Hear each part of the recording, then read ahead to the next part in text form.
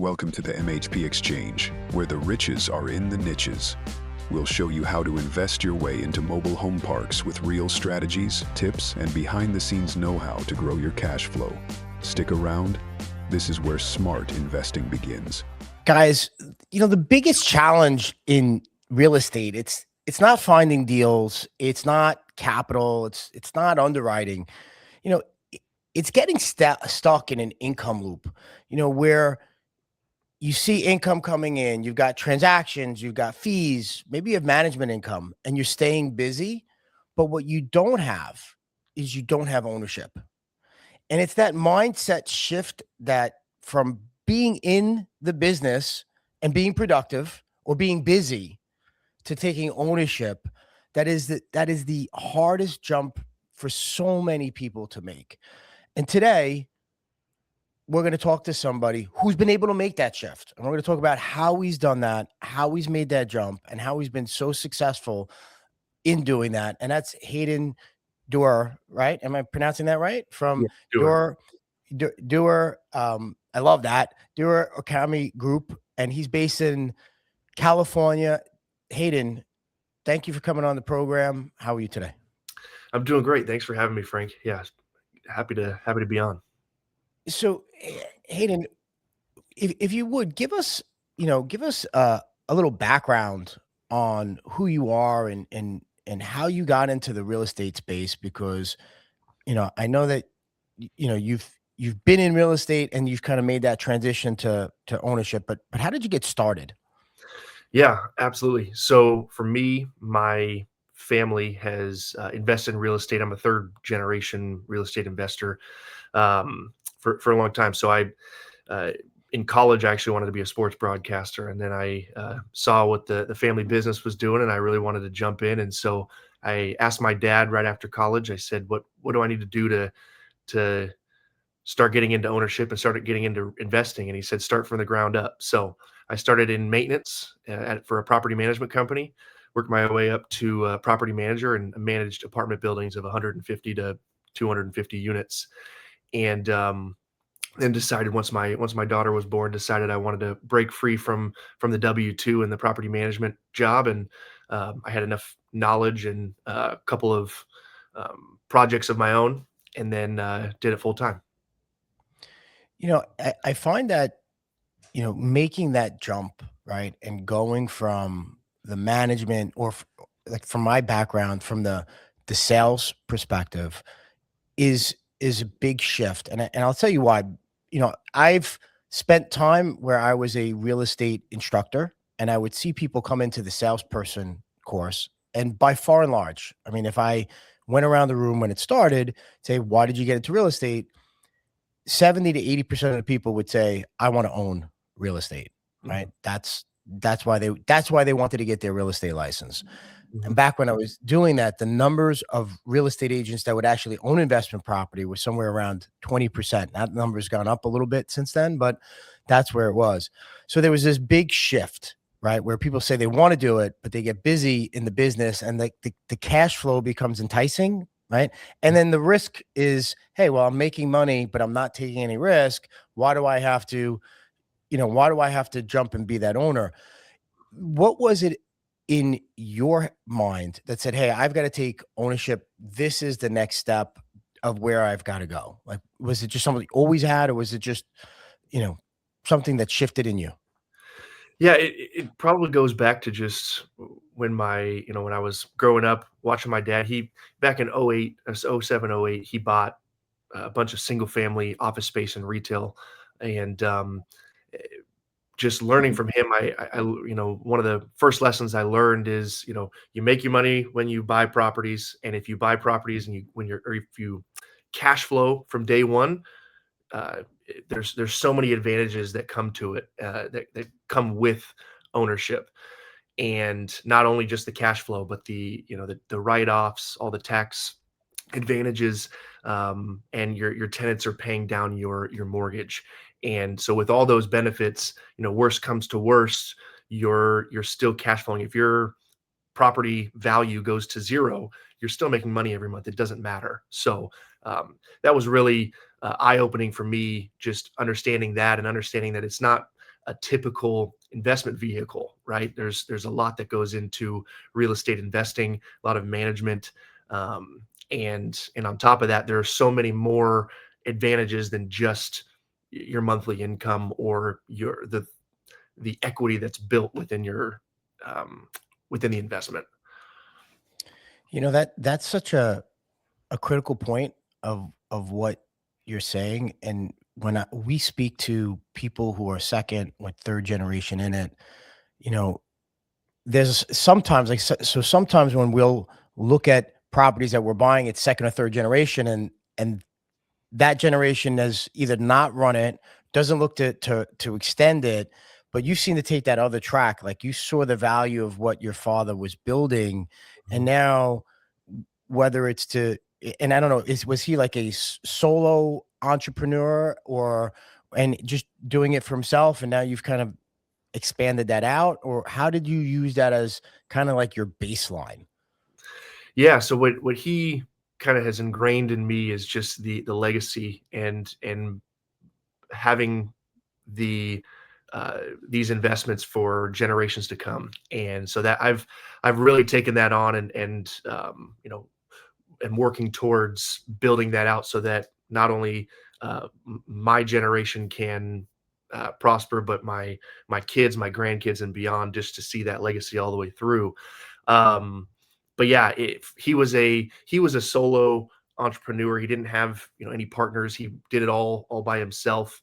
But how he viewed it, simply, or how we view it, I guess, as a family, is you know each generation has their business, has their company, and then overall, each generation before them, everything just kind of trickles into that next generation. So it ideally it just continues to flow as the generations go on. So we're kind of in the middle of that practice right now. It's now changing hands from my grandma's generation to, or my grandma and grandpa's generation, down to my dad's generation. So we're in the midst of that wealth transfer into the second generation, and beyond. So Yeah, but you know what I love about that? Not so much and I think it's easy to get caught up in the wealth transfer aspect of it, but it seems it's the knowledge transfer that's just equally as important, because having that and having that skill set where the assets can come and go, but that knowledge is, hey, this is the base, this is what we gave you. Now go forward with that. That's a great story. But you didn't start at your father's company, or when you left. I'm not saying you didn't do any work with there, but you went and you got a W-2. You went outside of that to kind of learn other information or get other sources, right? I mean, is that correct? yeah, exactly. The way I thought about it was, I went into my W-2 as a means to an end. I went into it wanting to learn about how to manage property, about how to do everything, from the maintenance standpoint to the leasing standpoint to the property management standpoint.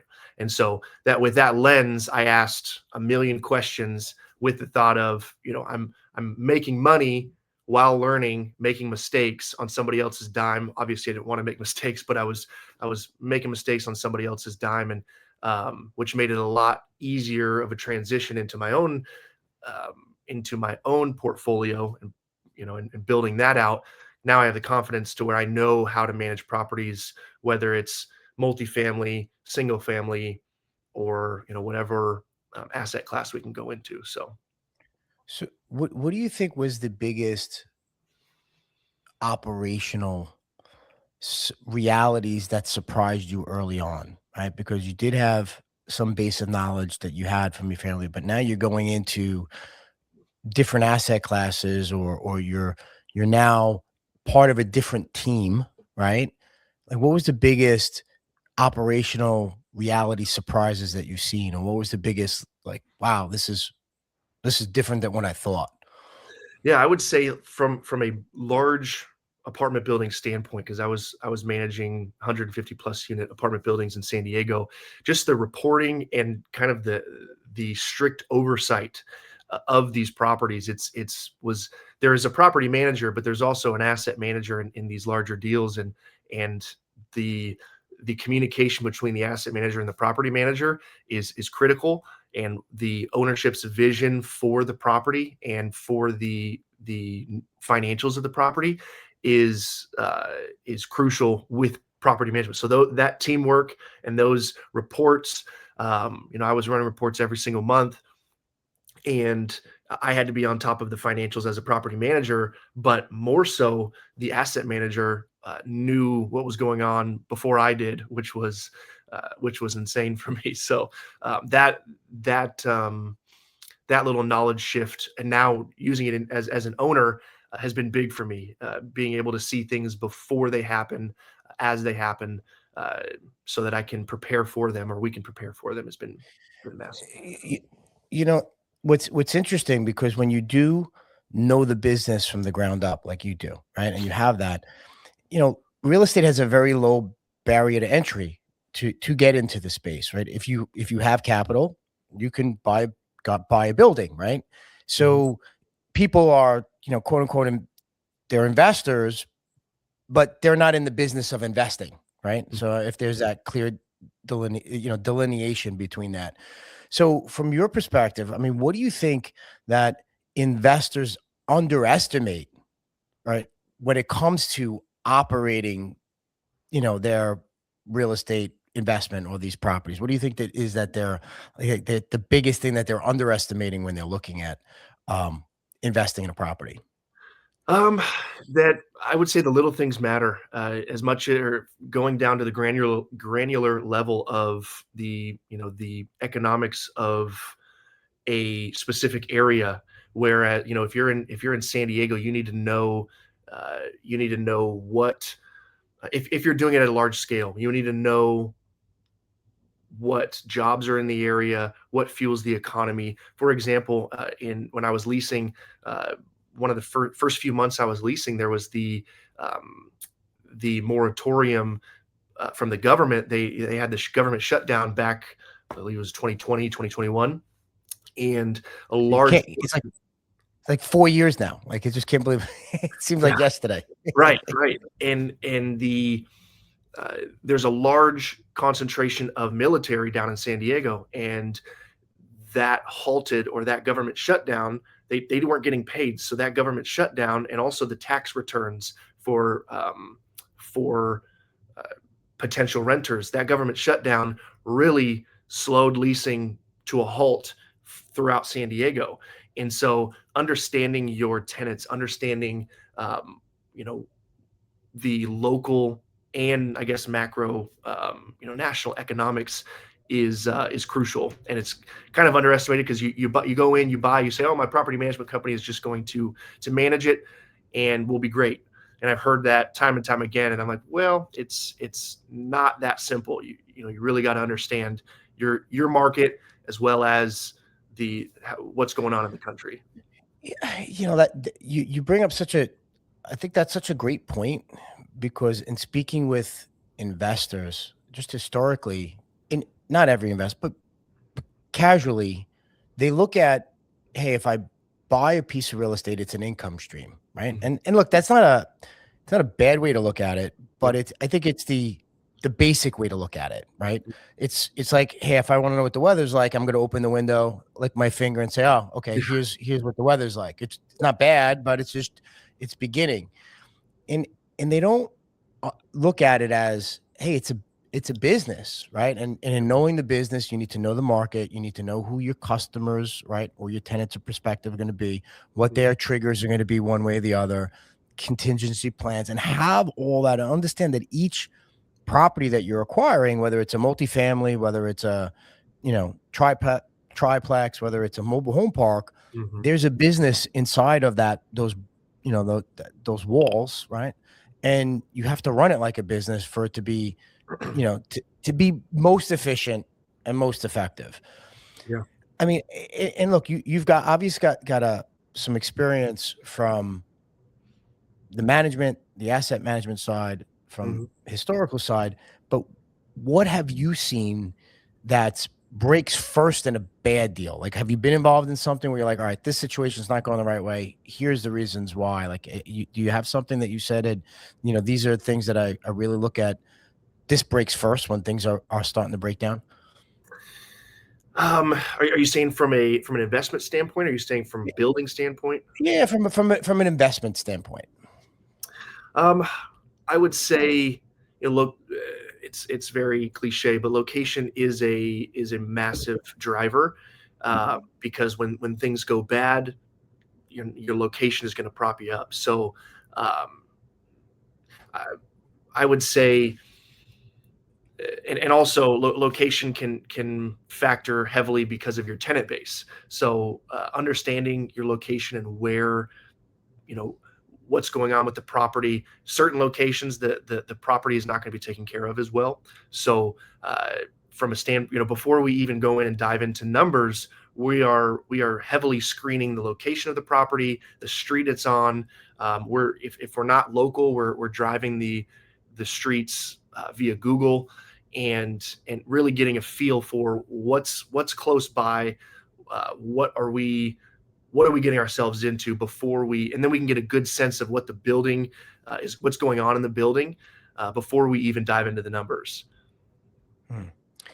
Now, you that's a great point, because that location means everything, right? Because at the end of the day, if you have the right dirt, right, that timeline can make up for a lot of things that might happen in that investment. If you're in an area where, population growth is coming, where things are appreciating, you over time, that will definitely help your investment. It's tough operating in a market where everybody's leaving. Like, I wouldn't want to be in Detroit when they went from 1 million people to 500,000 people, right? That would have been a disastrous time to be a real estate investor there. But if you Mhm. got a good location, strategically located, I think that could help at least put the wind right to your sales.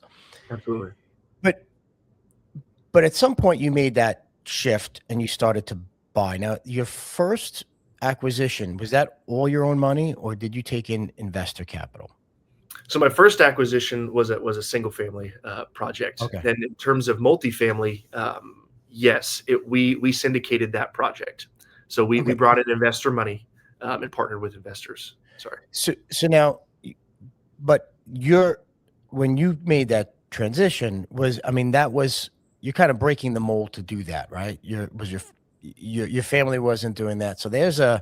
a concentrated step up that you're taking, right? Yeah. So what made you say, all right, this is great. And I know, we went here. I know I want to own, I've got a legacy of us owning, but you're going kind of from a solopreneur, right? To Yep. saying, hey, I'm going to take it. Not only am I going to take a risk on an acquisition, but I'm going to take a risk with investor capital, right? Which Yes. is different. So, Yes. like, what made you like to make that switch? Yeah, so for me, I was confident in the management aspect. Then I needed I needed the underwriting aspect, and needing all of the background that goes into the numbers and the investment side. And so I went in and um, I, I got a mentor that helped me underwrite deals, that helped me figure out where to buy, how to um, go in.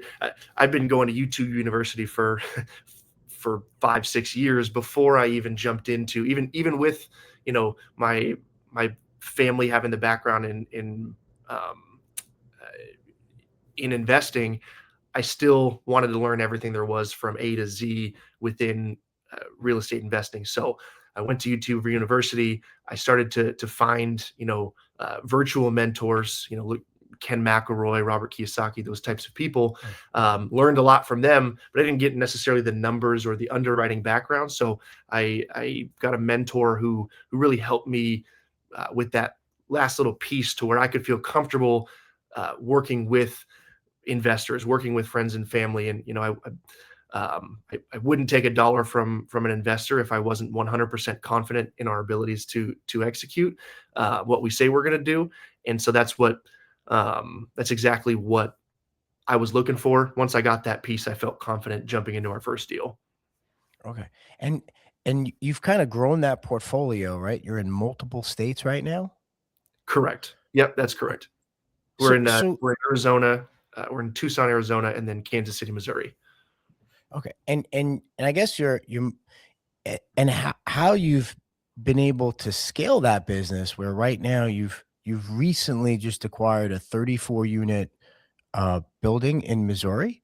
Why don't you break down that deal and like what is it? Like what's your buy box? What is Hayden looking for and finding an opportunity? Like how are you breaking that down?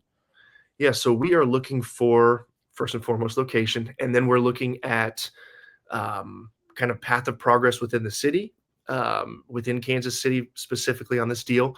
There was some great path of progress north of the city. We saw a lot of newer builds in about 5 to 10 minutes south of us, working towards us, where our property is, and so those are a uh, few of the aspects on that side. And in terms of the investment itself, we want to make sure that we're buying properties that aren't too old, because there's a lot of issues that go on in older properties. 1920s builds are big in Kansas City, and we just don't have that area of expertise on the construction side. So we stay away from those projects, and we buy 1980s or newer, and where we can go in and drive value. And so we go in, we renovate these projects, increase the rents, and so we're looking for those kind of deals that we can go in, drive the value. Cash flow from day one is a big one for us. We want to make sure that we're not putting our investors in a bad spot from day one, so we're executing and cash flowing. So So you guys, you know, entry cap rate buyers, do you look at yield? Like what does your stabilized return look like? What do yeah. what kind of metrics are you trying to hit? Yeah, we definitely heavily look at the cap rate when we're going in, as it correlates to the current interest rates. We don't want to buy with negative leverage where we go in and the cap rate's lower than the current interest rate or the interest rate on the property. So that's one driving factor. And then we also are looking, we're looking at it from a 3 to 7 year time horizon based on the project. So we typically have whether it's a 3 to 5 year hold or 4 to 6 year hold. We'll have a window of time where we're looking at where we can hit our numbers confidently, and we're looking for mid-teen returns, because that's ultimately what's going to sell the project. If you're raising capital and you're not in at least the mid-teens in terms of returns, you're probably going to have a tough time finding capital for that deal, especially earlier on. If you don't have a whole large track record of, hey, I know I'm going to hit, at least 10% to 12% annually. Those deals, while those deals with the larger groups, you can feel more confident because, hey, they've done it. This is their niche. This is where they thrive. Up and coming people who are trying to raise capital, you need to put a little more meat on the bone. So that's really what we're looking to do. Yeah, it's an interesting that's an interesting point because when you're starting out and you're building, right, you have to take some of those calculated risks with either assets you're super comfortable with or markets you're really ingrained with to be able to deliver those returns because you have to kind of build a balance sheet for yourself, right? Like look at my performance, look at our track record. Yeah. You might not need me, you don't need me to um, to buy a triple net lease of, you know, corporate grade commercial properties across the board. You got Blackstone and their REITs for that. You have us because we're going to provide you access to opportunities that you might not necessarily have, right? And then we're going to bring in the management, the operational expertise to kind of drive those returns that you're looking for, right? And Exactly. and that's such and as you're starting out or you're scaling, right? I don't even think starting out as you're scaling, that's such a key component. And then it's having the right team in place to be able to do that. Like, so what is your, Yes. you know, how did you scale out your team to be able to hit, I mean, 3 states, right? right? How would you able to do that? Yeah. So, and you're absolutely right. The team aspect is the most important thing. I don't definitely don't give myself any of the credit. It's my team, and it's our property managers and our, my partner does a great job. So in terms of in each individual market, we go out to the market at least 6 months in advance, 3 to 6 months in advance. We're shaking hands, we're meeting brokers, we're meeting um, uh, property managers, construction crews, lenders face to face, and going through the interview process, going through um, uh, the process of looking at what they manage, and really vetting them from head to toe, so that we can feel comfortable um, with our assets in other states. We can feel really comfortable with their ability to execute and our communication. Our systems, our standards meeting theirs is really what we're looking for when we go in. 3 to 6 months in advance. So your role is, you're hiring best of class property managers in the market you're operating in, and you're operating as the asset manager to make sure that the business plan is being executed down on the ground. That's correct. Yes. Yeah. Yeah. Yep. So, one of the challenges that we've had in, being in in the mobile home park space, the in a lot of the markets we're in, you can't. It's challenging to find third party managers, right? So we had to build the management component and be vertically integrated, because without that, most managers are used to managing either single family rentals or multifamily apartment complexes, and it's just a different core competency. And we tell the story that the first time we syndicated out a deal in the manufactured house, we actually did hire the best property manager in town to do it, and you know within 6 months they actually fired us, because as the asset manager, we were on top of them to make sure they were executing the business plan and they weren't hitting to our standards. And Yes. eventually they were just like, hey, listen, when this contract is over, we're not renewing. Wow. And we had to take over management even while we were in contract with them, because it just wasn't working out. Like, we had certain expectations, Mhm. and they weren't able to do it there. And we had investor capital there, right? So we had to Yeah. make sure that that worked. How is it from the how have you been handling it from the capital raise side? Have you seen because you have seen it where, I guess, you started out during the period where rates were low. Obviously rates got elevated, it's starting to get better now, but Mhm. from the capital raise perspective in multifamily, how have you seen the market, response, and what are you expecting going forward as things are starting to change going into the new year? Yeah, when we were first raising capital, it was from friends, family, and our network, and um, a big response we got from our first couple of deals. Our first deal was that I could go out and I could buy a CD for similar returns. Right, the returns were low to mid teens, or mid teens on this deal, and I with that with a the CDs at the time, I think they were in the 6 to 7 range. Mhm. And so people were saying, well, I could go, basically for free, go out and get, or not for free, but basically guaranteed, backed by the government, I can go out and get a 6% return. So why would I go and risk my capital for that extra couple of percent? Now, and I was hearing a similar sentiment throughout, where it was pretty tough to raise capital, just because those returns were getting inching closer and closer, while property values were higher. Now we're starting to see things level out. Capital's kind of coming out to play a little bit, and not hiding as much.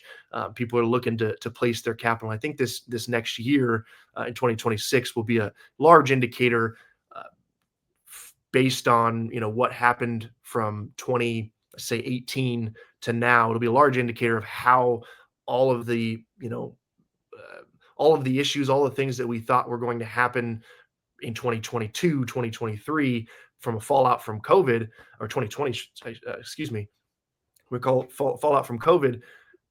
What the true implications are. I think we'll start to see that, and I think things will start to matriculate over the next 12 to 24 months. And I know that's um, a time frame that a lot of people use, but I think this next year is really, we're starting to see the loan maturities come due. We're starting to see some distress in the marketplace, and while some people will kind of contract, I think some of the people who will do really well over the next decade are the ones who take advantage of the next 12 to 24 months. You know, I think you make a great point there because, and there's 1.6 to 1.7 trillion dollars of loan maturity that was kicking off. Hmm. And while, I thought you might have seen some of that fallout earlier.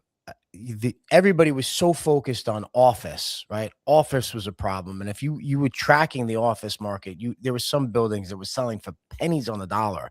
Hmm. But I mean, that's a special subset, and so the multifamily kind of got pushed to the side where a lot of lenders could just extend and pretend.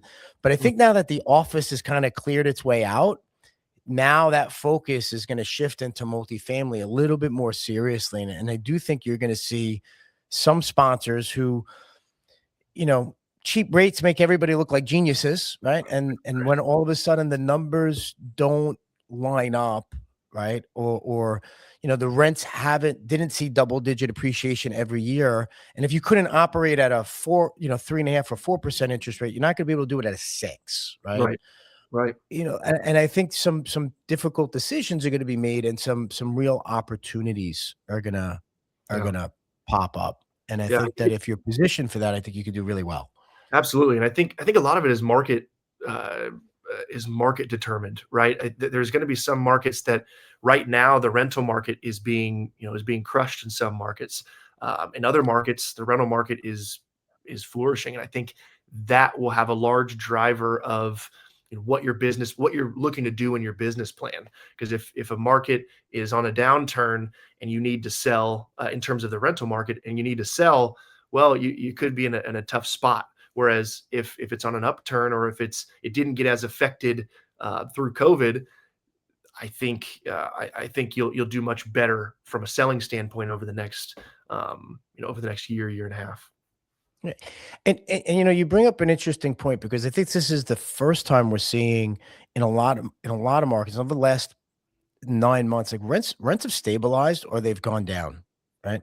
Mhm. And not if you've pegged your underwriting to all in not realizing that, hey, we might be at a cap at least for a while. Like we accelerated so much so quickly that there's going to be some pushback or pullback.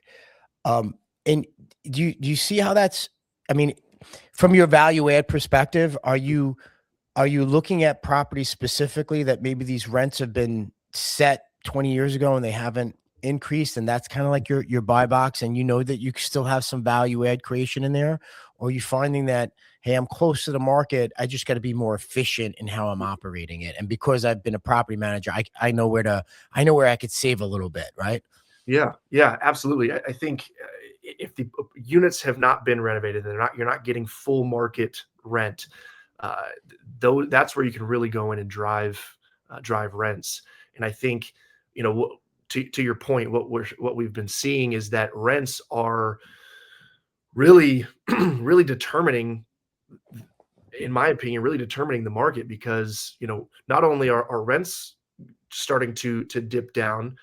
People are moving out of some of these larger cities. People are moving out of, and there's a lot more vacancies. Things are contracting. For example, in Tucson, the University of Arizona, as far as we're concerned, as far as we know, they contracted their new students, or acceptance rate is what that was I was looking for, by 20% this year. And so that brings less people to the market. That trickles up and trickles down throughout the whole market, especially in a market like Tucson, where there's only a few. I mean, there are a few drivers of a tenant base, and the university is a large one.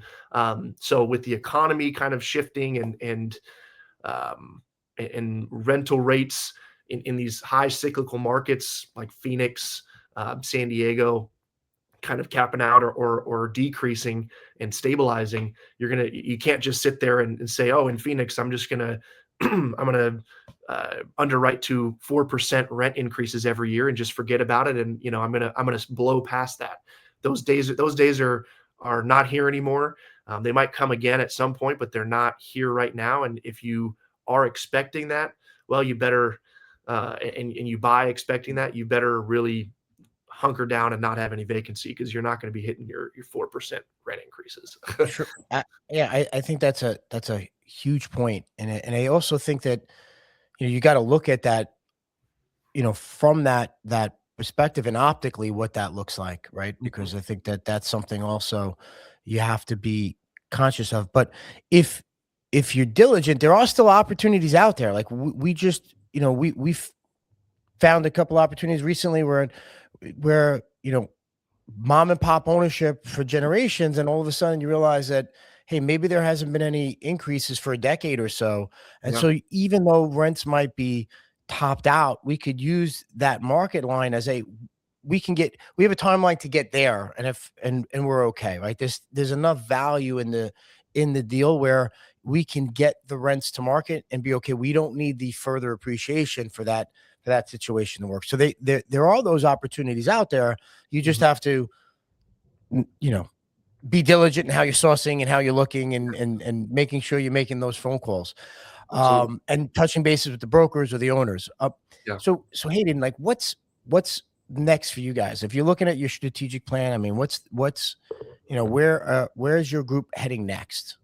Is it do you Yeah. have a deal that you're working on? Is it a market that you're looking to attack? Yeah, right now we're looking to grow in the two markets that we're in.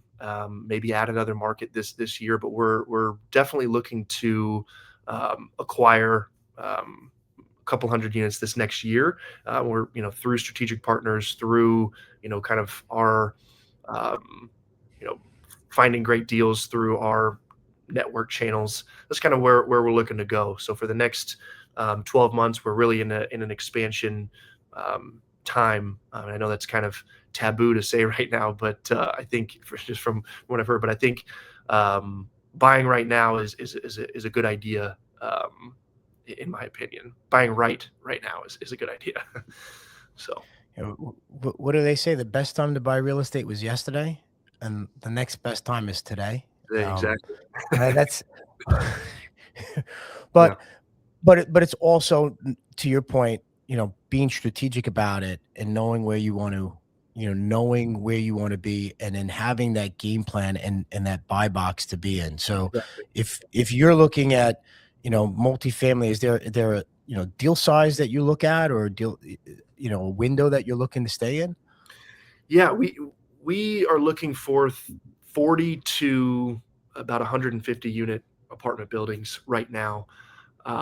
And on the larger deals, we do have some partnerships that we can go in and execute those deals. We really want to make sure that we can execute so that we can continue to further better our relationships with our teams in the marketplace and our brokers and lenders and what have you. So in that 40 to 150 unit range, we really believe we can, or we know that we can execute as we continue to grow and look for larger projects.